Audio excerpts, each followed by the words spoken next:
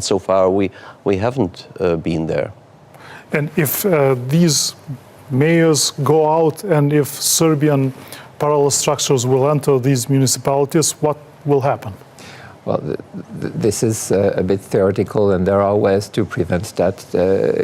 We need to have progress also in coordination between the Kosovo police, EULEX and KFOR.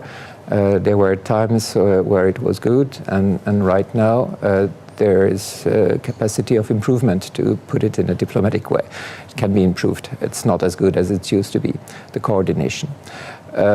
So just avoiding what you've said is a rather technical matter that can be discussed.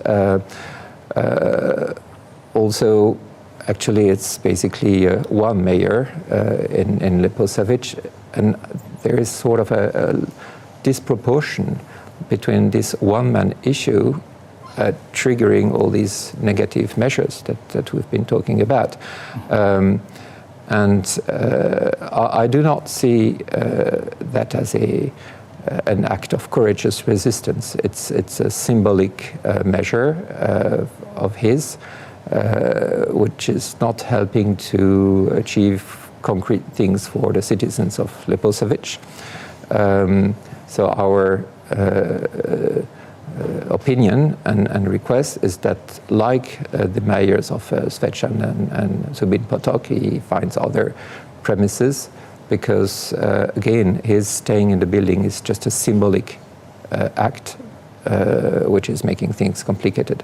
Now, the real solution is new elections. And that's something positive that I think more or less everybody agrees that that's the way out. So I think all those who have an influence to make this process of having new elections faster, they should use it. We need these elections as soon as possible. But, Mr. Ambassadors, we saw that the first time the elections should take place, they were postponed. The second time, there was also a joint statement of Quint countries for the elections and for everybody to participate. And we saw the campaign that was coming from Belgrade for the Serbs not to participate, and the pressure that was done over those candidates, Serbian candidates that wanted to participate. Now is the question, who can guarantee that the third time Serbs will participate? I mean, let me put it this way. We are not in the insurance business that we can guarantee things. But what we can strive for and work for is that all stakeholders act, responsibly. And in order to go there, we need de-escalation. And for sure, I am not excusing, these, let's say,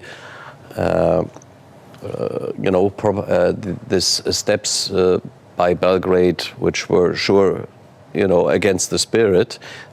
Boycott is never the answer. So, but first now we need de-escalation. And what Olivier said, we need, we need statesmanship and not brinkmanship. Symbolic actions do not help to get to a solution. And that is the whole EU demand since June 3. And so far, they have not been met. And if I see the picture published by the Prime Minister